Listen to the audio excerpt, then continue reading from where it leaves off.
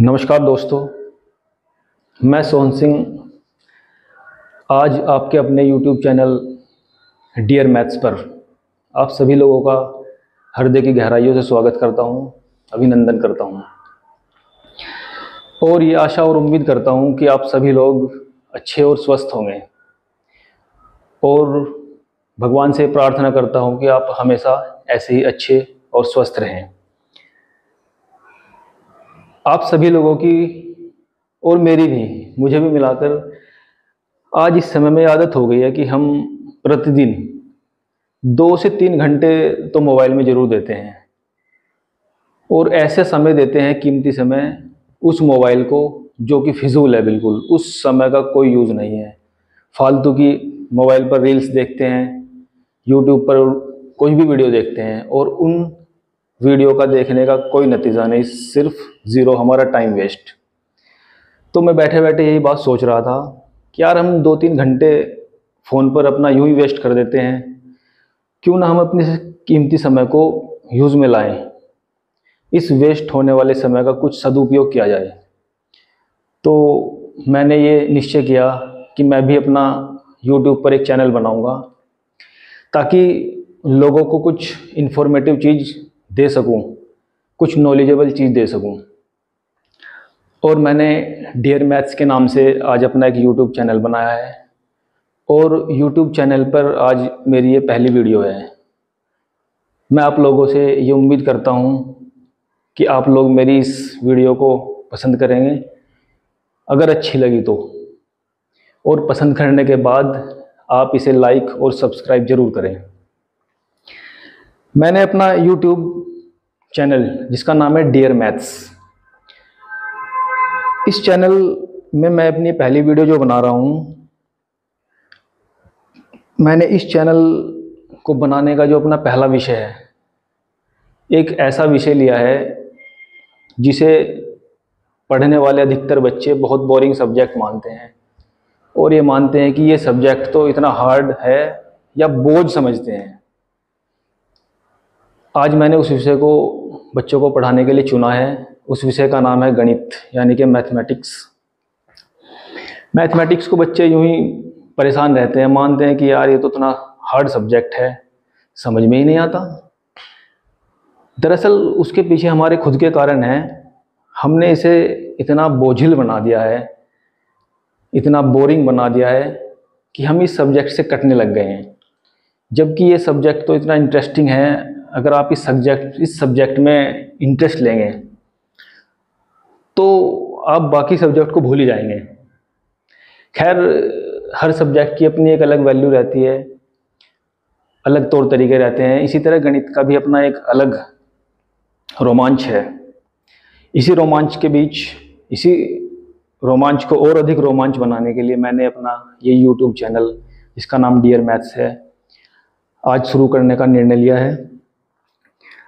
और जो धारणाएं लोगों के मन में बनी है कि मैथ्स बहुत कठिन सब्जेक्ट है, तो शायद मैं इसे तोड़ने की कोशिश करूँगा और अपने द्वारा बनाए गए वीडियो जो मैं आपके सामने प्रस्तुत करूँगा, उनमें आप देखेंगे कि मैथ्स कोई बोरिंग सब्जेक्ट नहीं है, बल्कि एक बहुत ही इंटरेस्टिंग सब्जेक्ट है अगर आप उसमें एंजॉय करेंगे। मैथ्स को अगर आप इंटरेस्टिंग और सरल बनाना चाहते हैं तो उसके लिए आपको 2 चीज़ें याद रखनी पड़ेंगी। अगर आपने अपने जीवन में 2 चीज़ें याद रख ली या इन्हें अपने जीवन में उतार लिया, तो मैं कसम से सही बता रहा हूँ कि गणित में जितना मज़ा आपको आएगा ना, उतना मज़ा किसी को नहीं आएगा। बाकी सब्जेक्ट को आप भूल जाओगे। एक पॉइंट जो आपको महत्वपूर्ण याद रखना है, जिस समय आप गणित को पढ़ते हैं, गणित को पढ़ते वक्त एक चीज़ आपको सबसे पहले याद रखनी है, वो है आपका फोकस और आपका ध्यान। क्लास में जब आप मैथ्स को पढ़ते हैं तो टीचर जब मैथ्स को बोर्ड पर पढ़ाता है, उन बातों को बहुत ध्यान से देखें और समझें, क्योंकि अगर आप उस समय मिस हो जाएंगे तो आपके सर के ऊपर से जाएगा, आपको कुछ समझ नहीं आएगा। तो पहला पॉइंट जो महत्वपूर्ण है वो ये है कि आपको गणित को समझने के लिए बहुत ध्यान से क्लास में अपने ध्यान को फोकस करना पड़ेगा, यानी कि उस चीज़ को समझना पड़ेगा। बस ये पॉइंट जहाँ आपने पूरा क्लियर किया, मैथ तो हवा हवाई हो जाएगी। इसके बाद जो सेकंड पॉइंट है वो है हमारा प्रैक्टिस, क्योंकि प्रैक्टिस ही इंसान को परफेक्ट बनाती है। और मैथ्स तो एक ऐसा विषय है, अगर आप उसमें प्रैक्टिस नहीं करेंगे तो आप पीछे रह जाएंगे। तो जो आपको रोज़ पढ़ाया जाए उसकी सिर्फ प्रैक्टिस करो। अगर आप रोज़ प्रैक्टिस करोगे तो आपको इकट्ठा जो बोझिल लगने वाला सब्जेक्ट है उसे पढ़ने की ज़्यादा ज़रूरत नहीं पड़ेगी। तो इन्हीं बातों के साथ आज मैं अपने YouTube चैनल डियर मैथ्स का ये पहला वीडियो आपके सामने प्रस्तुत कर रहा हूँ, जिसका टॉपिक मैंने आपको दिया है, देखो बोर्ड पे आप देख ही रहे होंगे। इस टॉपिक का नाम है वास्तविक संख्याएं, रियल नंबर्स। इसका नाम ही रियल है, यानी कि वो चीज़ जो आपके सामने है, जो आपको सामने से दिख रही है, वो चीज़ होती है रियल। तो उसके नाम से आपको पता लग रहा है कि यह रियल नंबर्स। लेकिन रियल नंबर्स कोई एक नंबर नहीं है, ये एक टोकरी है संख्याओं की, अटाकूट भरी है इसमें। जिस तरह फलों की टोकरी होती है ना, फल उसमें विभिन्न प्रकार के फल रहते हैं और वो बन जाती है फलों की टोकरी। इसी तरह संख्याओं की टोकरी है, बकेट ऑफ नंबर्स, और ये कहलाता है वास्तविक संख्याएं। तो जो उस टोकरी के अंदर आपने संख्या रखी हैं, वो जो वास्तविक संख्याओं की टोकरी है, उस वास्तविक संख्याओं की टोकरी में हम अलग अलग जो संख्याएं हैं पहले उन्हें समझेंगे। समझने के बाद आपको बहुत आसानी से समझ में आएगा, टेंशन की कोई बात नहीं। और ये जो रियल नंबर्स है उसकी टोकरी को हम धीरे धीरे समझेंगे, उसके अंदर क्या क्या संख्याएं आ रही हैं। तो देखिए सामने आप अपनी वीडियो में इससे समझें, मैंने एक एक करके नंबर, सीरियल नंबर डाल दिए हैं पहले से। जो वास्तविक संख्या का एक ग्रुप है, उस ग्रुप को हम धीरे धीरे एक एक करके समझेंगे, ठीक है। चलिए शुरू करते हैं। वास्तविक संख्या का जो समूह है, यानी कि जो ग्रुप है, उस ग्रुप में पहला जो पॉइंट है वो पॉइंट है प्राकृतिक संख्याएं, नेचुरल नंबर्स। इसे दूसरी भाषा में हम प्राकृतिक संख्या भी कहते हैं, प्राकृत। दोनों एक ही चीज हैं, प्राकृत संख्या। आप ध्यान से देख पा रहे हैं, इसके नाम से ही पता लग रहा है, प्राकृतिक संख्याएं यानी कि नेचुरल नंबर्स, यानी कि नेचर।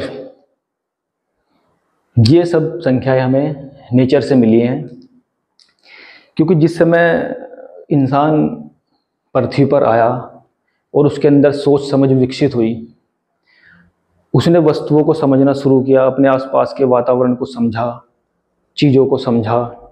चीज़ों को समझने के बाद उसके सामने एक समस्या आई कि यार जो चीज़ें मेरे आसपास हैं उन्हें मैं कलेक्ट तो कर लेता हूँ। कलेक्ट करने के बाद उसके सामने एक समस्या आई कि यार ये वस्तुएं जो मैंने कलेक्ट की है कितनी। तो ये जो शब्द आया है कितनी, इसी ने खोज की है संख्याओं की। और उन संख्याओं में जो पहली संख्या आप पढ़ रहे हैं, प्राकृतिक संख्याएं, ये उसी की जननी है, जो कि 1 2 3 4 इस तरीके से स्टार्ट होती हैं और अप टू 100, यानी कि असंख्य है, कोई संख्या नहीं। इतनी संख्या है कि आप गिनते गिनते निकल जाएंगे फ्लाइट लेके। इतनी संख्याएं 1 2 3 4 5 6 7 8, जहाँ तक भी आप गिन पाओगे। तो इन संख्याओं को जो आप कक्षा 1 से पढ़ना शुरू करते हैं, जिसे हम गिनती भी कहते हैं, गिनती जो आप कक्षा 1 से पढ़ना शुरू करते हैं, उन्हीं संख्याओं का दूसरा नाम है प्राकृतिक संख्याएं, नेचुरल नंबर्स, क्योंकि हमें नेचर से मिली हैं। सिंपल है, एक से शुरू होकर चलती रहती है। इसके बाद दूसरे नंबर पर आती है पूर्ण संख्याएं, यानी कि होल नंबर्स। होल नंबर्स और जो नेचुरल नंबर्स है उसमें सिर्फ एक डिजिट का अंतर है, और वो एक डिजिट है 0, यानी कि शून्य। शून्य, क्योंकि जब हमने संख्याओं की खोज कर ली, 1 से लेके जहाँ तक भी हम गिन पाते हैं उन्हें प्राकृतिक संख्या बोलते हैं, तो वो तो किसी नंबर को प्रदर्शित कर रही थी। लेकिन अब बात आई कि एक शब्द आया कुछ नहीं। कुछ नहीं का क्या अर्थ है भाई संख्याओं में? तो वो जो कुछ नहीं है वो होता है ज़ीरो। और उस प्राकृतिक संख्याओं के समूह में एक नंबर और ऐड कर दिया गया जो था ज़ीरो, यानी कि शून्य। और इस शून्य ने इन प्राकृतिक संख्याओं में जैसे ही एंट्री मारी तो इसका नाम बदल गया। इसका नाम बदलकर हो गया पूर्ण संख्याएं। यानी कि अब ज़ीरो के मिलने से ये संख्याएं पूर्ण हो गई भाई, अपनी फैमिली पूरी हो गई ज़ीरो के मिलते ही।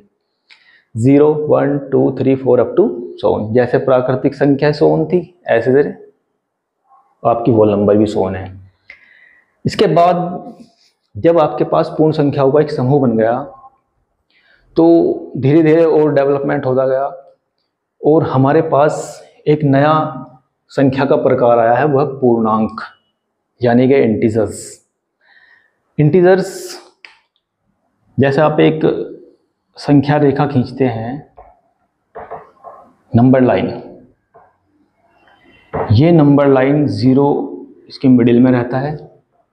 अगर आप इस नंबर लाइन यानी कि संख्या रेखा के दाईं ओर जाएंगे तो आप समझो प्लस की तरफ जा रहे हैं, 1 2 3 4 अप टू 100। ये सब जो नंबर यहाँ प्रदर्शित हुए हैं सब के जो सिंबल हैं वो हैं प्लस, क्योंकि आप दाईं ओर जा रहे हैं, बढ़ने की तरफ जा रहे हैं, आरोही क्रम में जा रहे हैं।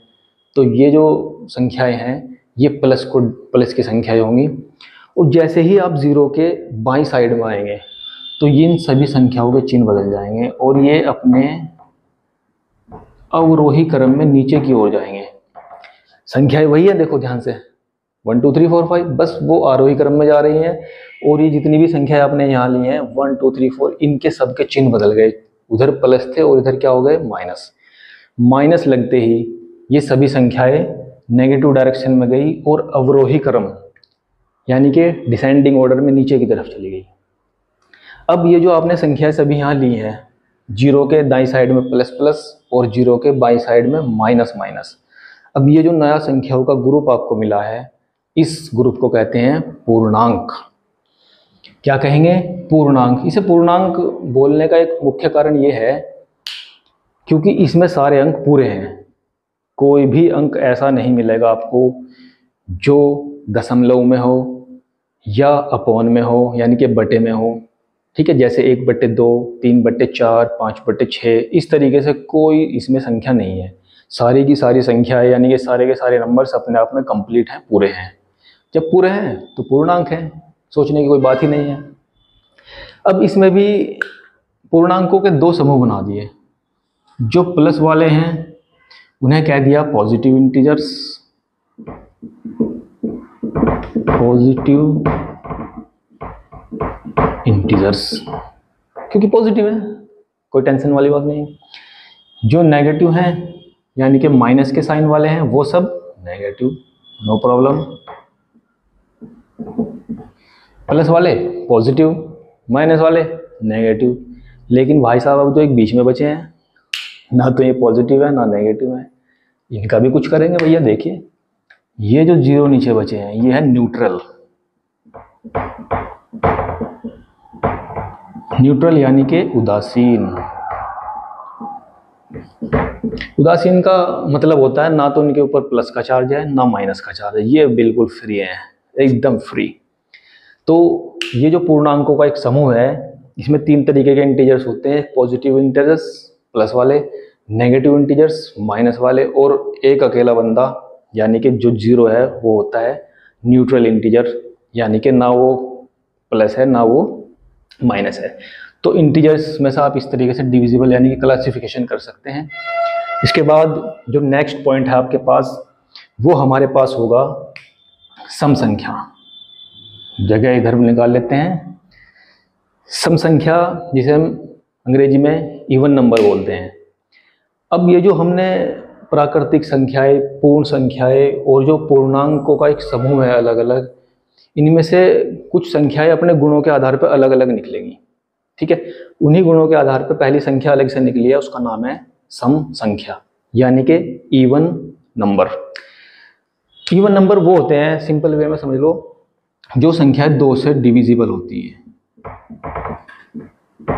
जो संख्या 2 से डिविजिबल होती है यानी कि 2 के बाद 4, 4 के बाद 6, 6 के बाद 8। सिंपल वे में 2 का पहाड़ा पढ़िए, 2 का टेबल आपको आता ही है। तो जो संख्या 2 से डिविजिबल होगी, 2 से पूर्णतः विभाजित होगी, वो सभी संख्याएं या उन सभी संख्याओं का जो समूह होगा, जो ग्रुप बनेगा, उसे कहेंगे हम सम संख्याएं। अब इन्हीं प्राकृतिक संख्याओं में से निकली हैं सब, इन्हीं पूर्ण संख्याओं में से निकली हैं सब। ठीक है, हमने एक समूह बना दिया। ये संख्या जिस तरह हमने प्लस के लिए, इसी तरह माइनस की भी ले सकते हैं हम सब। इधर डिसेंडिंग ऑर्डर में वापस जाएंगे, -2, -4, -6, -8 अप टू 100 पीछे की तरफ हो जाएंगे। वो सब संख्याएं भी सम की होंगी। ठीक है, इसके बाद नेक्स्ट है आपके पास विषम संख्याएं। सम विषम नाम से पता लग रहा है, जस्ट अलग इससे। विषम यानी कि सम का एकदम जस्ट दूसरी साइड, एक सिक्के के 2 पहलू। विषम संख्याएं वो होती हैं जो संख्याएं 2 से नहीं कटेंगी, नो कट। किससे? 2 से। यानी कि ऐसी संख्याएं जो 2 से डिविजिबल नहीं होंगी, 2 से विभाजित नहीं होंगी, ऐसी संख्याओं को हम विषम संख्याएं कहेंगे। उन्हीं संख्याओं में से निकलेंगी ही वापस 1, 3, 5, 7, 9 अप टू 100। देखिए ध्यान से दोनों समूह को देखो, ये सम ये विषम, इन दोनों को अगर हम इकट्ठे कर देंगे तो बन जाएगी प्राकृतिक संख्याएं। इसका मतलब साफ है कि जो सम और विषम संख्याएं हैं वो सब प्राकृतिक संख्याएं हैं। नो प्रॉब्लम, क्योंकि प्राकृतिक संख्याओं में से ही अलग अलग क्लासिफिकेशन के आधार पर दोनों निकली हैं। इसमें कोई दिक्कत वाली बात नहीं है ना। चलिए, विषम संख्या के बाद एक नई संख्या आपके सामने आई है, जिस संख्या का नाम है भाज्य संख्या। भाज्य, भाज्य का मतलब जो कट जाएगी। किससे कट जाएगी अभी बताते हैं। इसे अंग्रेजी में बोलते हैं कंपोजिट नंबर, यानी कि भाज्य संख्या। एक ऐसी संख्या जो अपने और एक के अलावा, अपने से सब कटते हैं, एक से सब कटते हैं भैया, नो प्रॉब्लम, एक तो सबको काट देता है।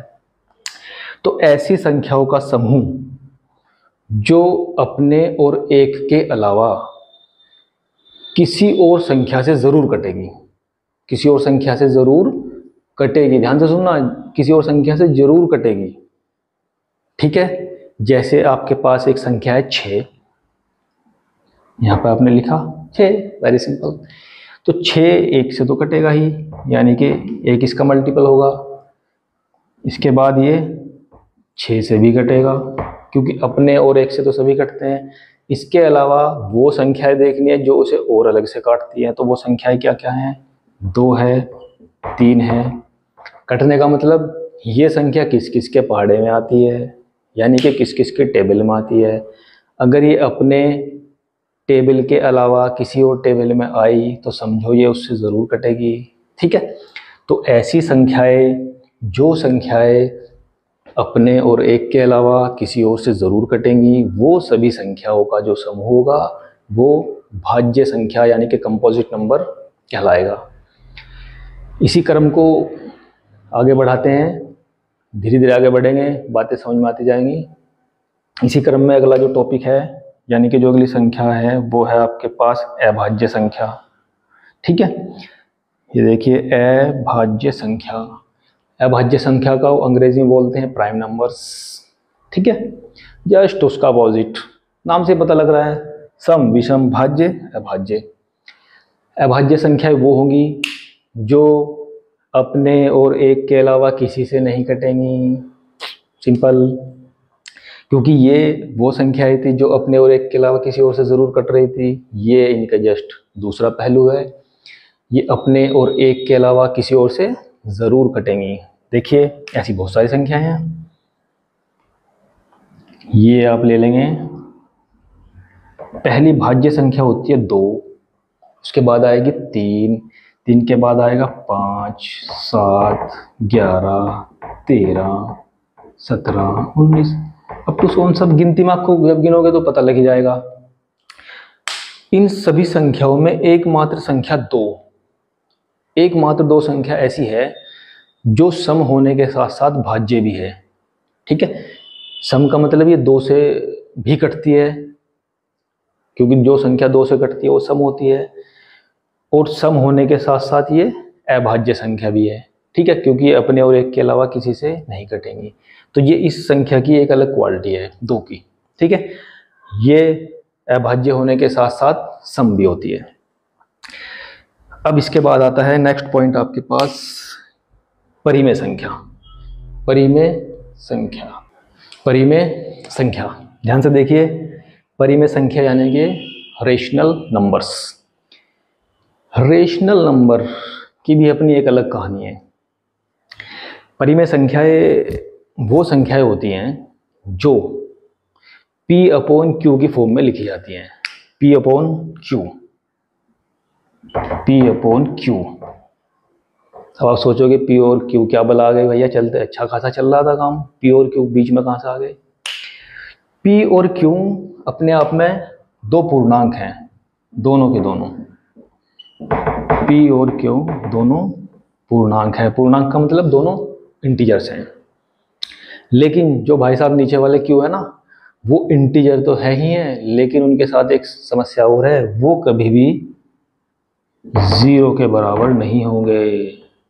0 के बराबर नहीं होंगे। ऊपर 0 आ सकता है, P का मान 0 हो सकता है, लेकिन Q कभी 0 नहीं होगा। 0 के अलावा कुछ भी हो सकता है, प्लस माइनस कुछ भी संख्या बन सकती है। तो ऐसी संख्याएं जो P/Q की फॉर्म में लिखी जाएंगी, जहां पर P और Q दोनों इंटीजर्स यानी कि पूर्णांक होंगे, और साथ ही साथ Q कभी भी 0 के इक्वल नहीं होगा, ऐसी सभी संख्याएं क्या कहलाएंगी, परिमेय संख्या कहलाएंगी। जैसे वेरी सिंपल, बहुत सारे उदाहरण दे सकते हैं आप।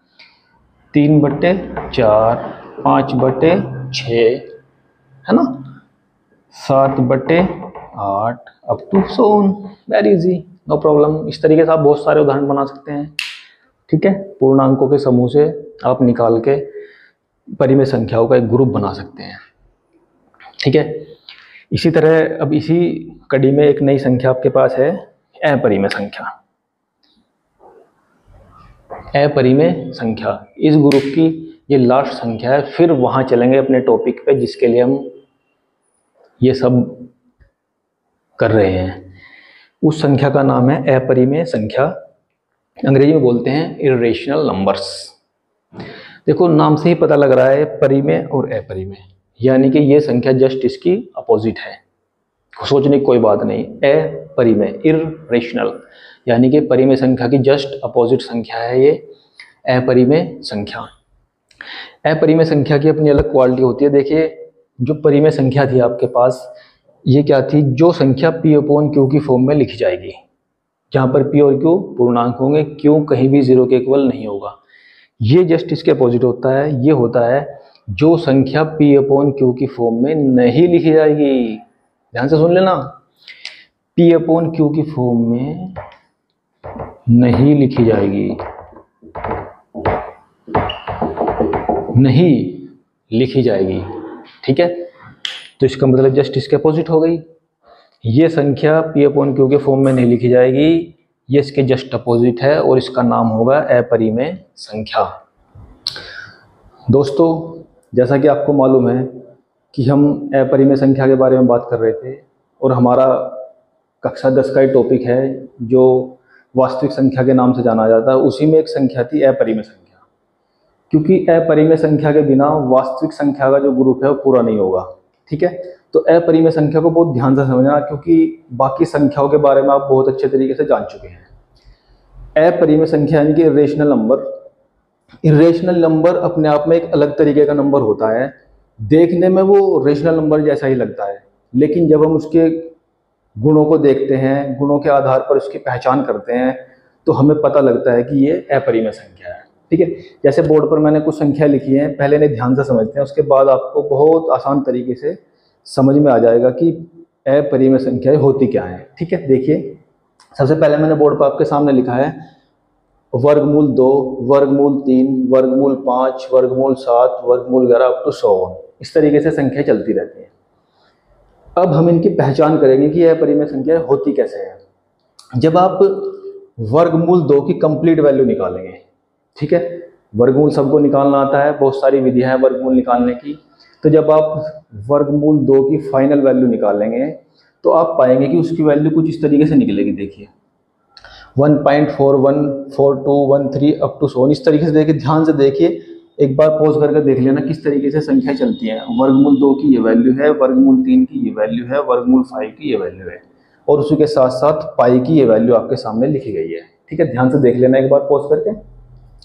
अब मैं सामने देखो इधर क्या वैल्यू लिखी है, 1/3 की वैल्यू होती है 0.333 डॉट डॉट चलती रहती है।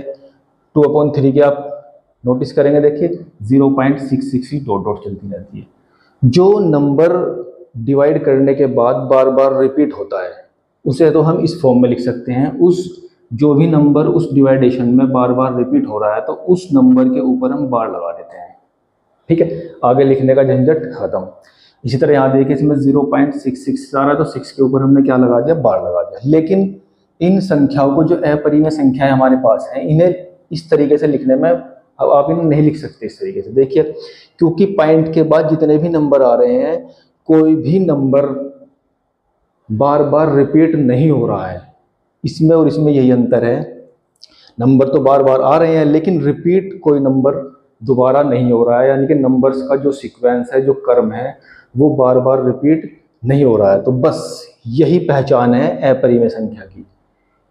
जब हम किसी संख्या की फाइनल वैल्यू यानी कि वर्गमूल की फाइनल वैल्यू निकालते हैं या किसी नंबर को दूसरे नंबर से डिवाइड करते हैं, तो डिवाइड करने के बाद अगर वो नंबर नॉन रिपीटिंग हो, ठीक है, क्योंकि नॉन टर्मिनेटिंग तो होगा ही वो, ये तो उसकी बड़ी पहचान है ही।